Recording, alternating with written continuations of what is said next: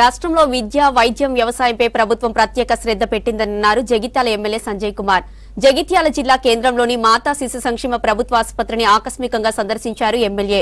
Serious కండిషన్లో ఆసుపత్రిలో చేరిన గర్భిణికి డెలివరీ చేసి కాపాడిన వైద్య సిబ్బందిని అభినందించారు. ప్రసూతి వార్డులోని తల్లి బిడ్డను చూసి ఆరోగ్య పరిస్థితిపై ఆరా తీశారు. 10 కోట్ల నిధులతో ఆసుపత్రిలో క్రిటికల్ కేర్ యూనిట్ ని ఏర్పాటు చేస్తామన్నారు సంజయ్. జగిత్యాల జిల్లా వాసులకు మెరుగైన వైద్యం అందించేందుకు తన వంతు కృషి చేస్తానన్నారు.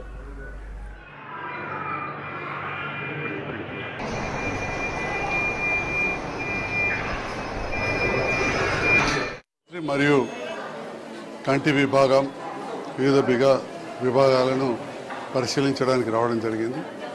మరీ ముఖ్యంగా చిన్న పిల్లల వార్డులో తల్లి ప్రెగ్నెన్సీ ఇండ్యూస్డ్ హైపర్టెన్షన్ అంటారు.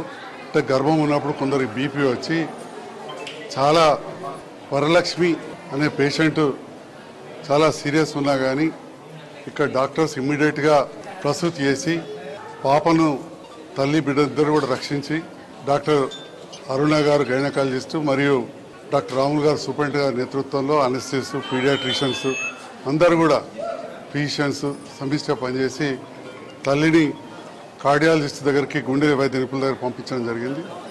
పూర్తి ఆరోగ్య నిలకడతోటి వెంటిలేటర్ కూడా తీసేయబడ్డది, బాగా అవుతున్నది. ఇక్కడ పాప ఆ బీపీ అవన్నీ ఉండే కాబట్టి అనుకున్నంత గ్రోత్ రాలేదు. అంటే 1.5 కిలోలు ఉంటే ఆక్సిజన్ ఇచ్చి అదేవిధంగా ఫ్లూయిడ్స్ ఇచ్చి రక్షించడం జరుగుతూ ఉంది.